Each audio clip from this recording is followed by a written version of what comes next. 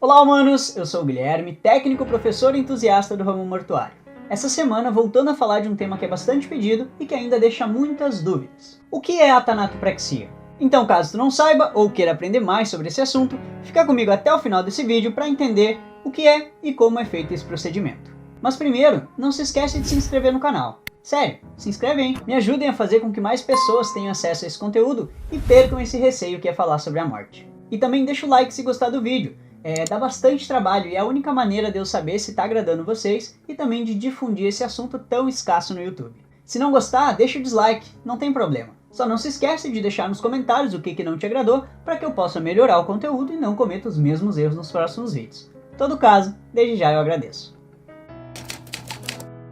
Pois bem, antes de explicar o passo a passo desse procedimento, vamos só esclarecer algumas coisas. A tanatopraxia propriamente dita é uma técnica utilizada principalmente dentro das funerárias, que consiste no uso de fluidos específicos que se chamam tanatofluidos. Outros meios de conservação podem ser confundidos com a tanatopraxia e até vendidos como se fossem a mesma coisa, como por exemplo a formolização, que utiliza a técnica da tanatopraxia, mas faz uso única e exclusivamente de formaldeído, que é o formol. O formol compõe cerca de 50% dos tanatofluidos, mas neles existem alguns outros produtos químicos adicionados, como o metanol, o fenol, o álcool metílico, a glicerina e alguns corantes. Esses químicos somados formam um composto que, além de conservante, também é antisséptico e desinfetante, e ajudam a devolver uma aparência mais natural para o cadáver. O formol sozinho faz um ótimo trabalho no papel de conservação, mas não reina absoluto quando o assunto é eliminar odores fétidos ou deixar uma aparência mais agradável. Então, é importante esclarecer essas diferenças.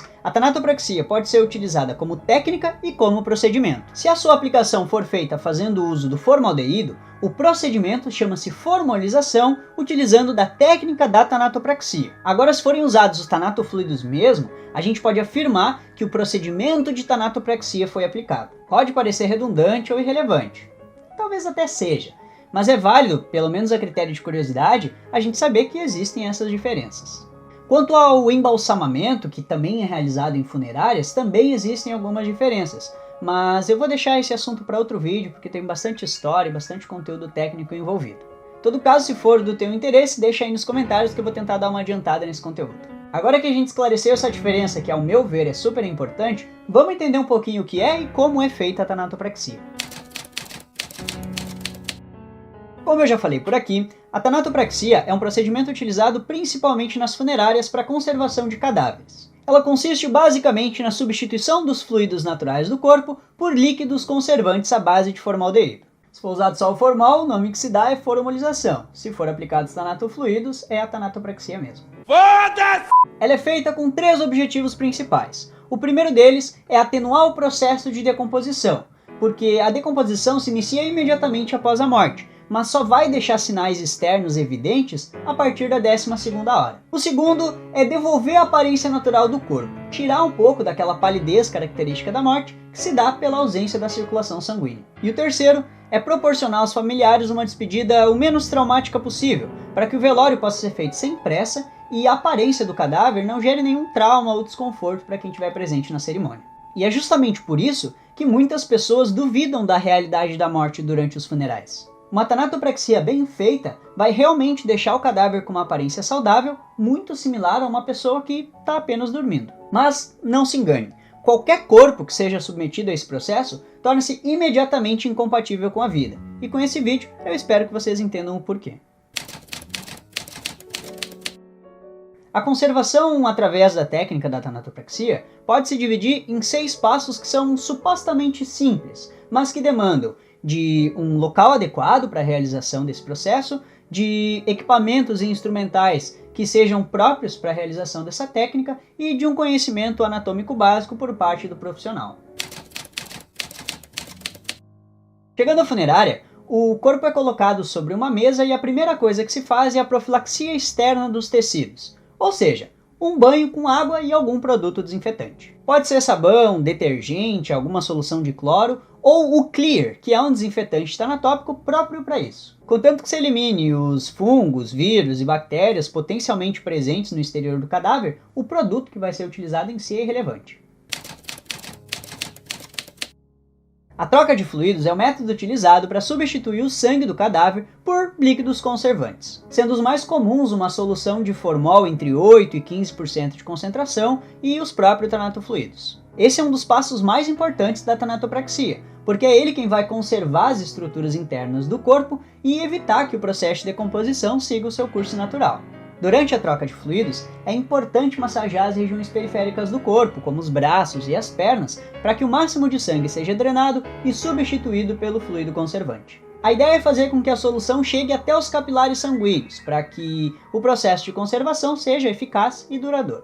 Essa injeção de fluido é feita através de uma artéria, enquanto a drenagem do sangue vai ser feita através de uma veia, geralmente estando paralelas. Os locais mais utilizados são pelo pescoço, injetando o líquido na artéria carótida e drenando o sangue pela veia jugular, ou o triângulo de Scarpa, também chamado de triângulo femoral, que é uma região interna da coxa, mais ou menos 10 centímetros ali abaixo da virilha. Indiferente do local escolhido, vai ser necessário fazer uma incisão de mais ou menos 10 centímetros para que a gente consiga isolar veia e artéria e poder injetar e drenar os líquidos correspondentes. Essa troca vai levar mais ou menos 40 minutos, dependendo muito da força da bomba injetora, que é a máquina própria utilizada nessa prática.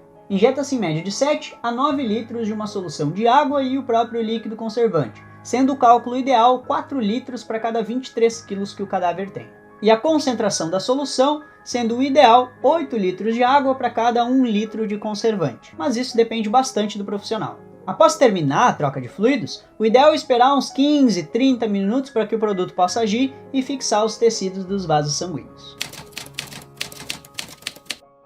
Passado esse tempo, o próximo passo é realizar a aspiração das cavidades torácica, abdominal e craniana. A aspiração também é um processo muito importante, porque é nela que se retira o excesso de líquidos e excrementos dessas respectivas cavidades. Ela consiste no uso da bomba aspiradora, que, como o próprio nome já diz, faz a aspiração de tudo que tiver no caminho. Na ponta da mangueira de silicone da bomba aspiradora vai acoplado uma espécie de vara cilíndrica oca de aço inoxidável com mais ou menos 60 centímetros, que é chamado de vara trocarte, ou simplesmente trocarte. Pontiagudo, o trocarte vai ser introduzido no interior do cadáver através de uma incisão feita na lateral do abdômen ou de uma perfuração feita pelo próprio trocarte. Ele vai perfurando os órgãos, para que o excesso de líquido possa ser retirado do corpo e o inchaço abdominal seja reduzido. Cada parte vai ser minuciosamente aspirado, sendo os intestinos, a bexiga e o cérebro a que a gente vai dar um pouquinho mais de atenção por conta da presença de excrementos e também de líquidos que podem acabar extravasando no decorrer do velório. O tempo de duração da aspiração vai depender de alguns fatores, como a força da bomba aspiradora ou mesmo o tamanho do corpo,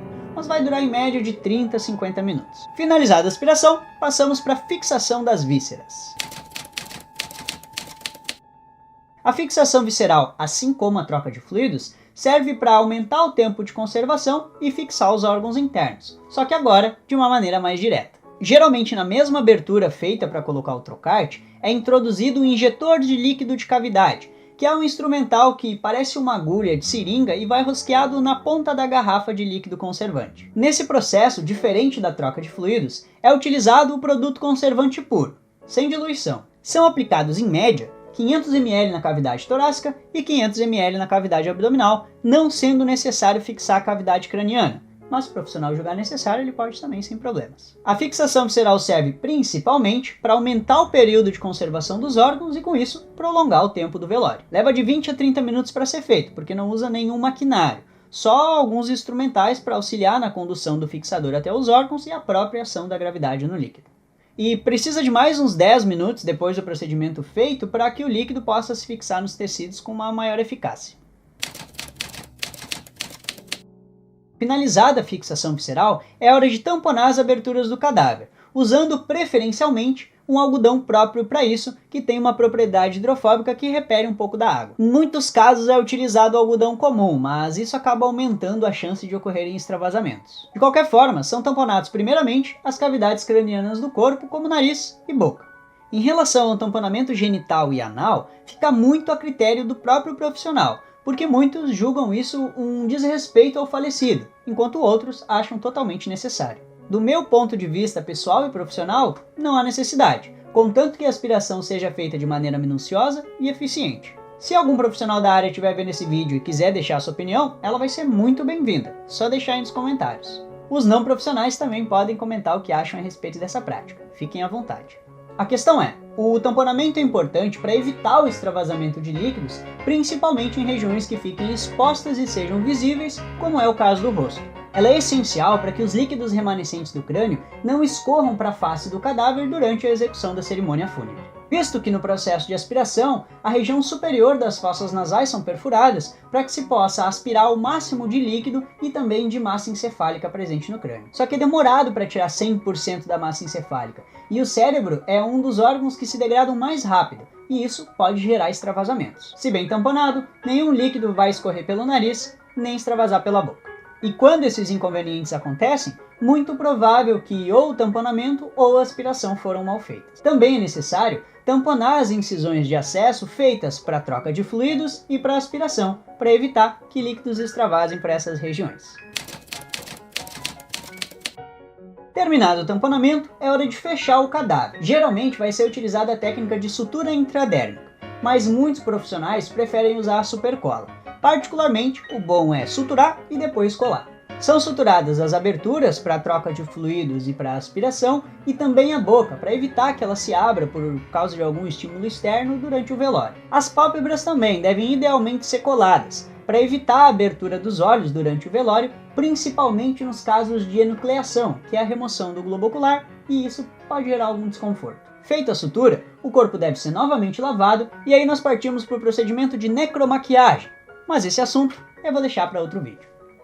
É importante destacar que não existe a padronização desse procedimento, então vai depender da sequência de que cada profissional ache mais prático, não necessariamente é essa que eu acabei de citar para vocês. Mas por diversos fatores, essa é, na minha opinião, a sequência mais lógica para se realizar esse procedimento. Em todo caso, esse é o meu padrão ideal para realizar essa técnica, porque não existe nenhuma norma ou regulação que obrigue a fazer nessa sequência. Se alguém pensar diferente, quiser compartilhar conosco o porquê de realizar em outra sequência, pode ficar à vontade, só deixar aí nos comentários. E também é bom enfatizar que nem todo cadáver vai passar pelo procedimento de tanatopraxia, porque é necessário a contratação desse serviço mediante pagamento dentro de uma casa funerária.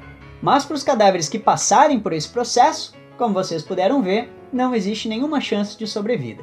Sem sangue, sem cérebro e com os órgãos totalmente perfurados, ninguém ia conseguir viver. Então é isso, gente. Espero que tenham gostado desse vídeo. Críticas, dúvidas e sugestões podem deixar aí nos comentários. Não se esquece de se inscrever no canal, caso tu ainda não seja inscrito, ativar o sininho para receber as notificações e de deixar o like, caso tu tenha gostado desse assunto e queira que eu traga mais conteúdo. Tem 2 vídeos aí na tela para tu escolher um e continuar aprendendo mais sobre essa área. Eu agradeço a todos mais uma vez por assistirem e eu acho que eu vejo vocês na próxima.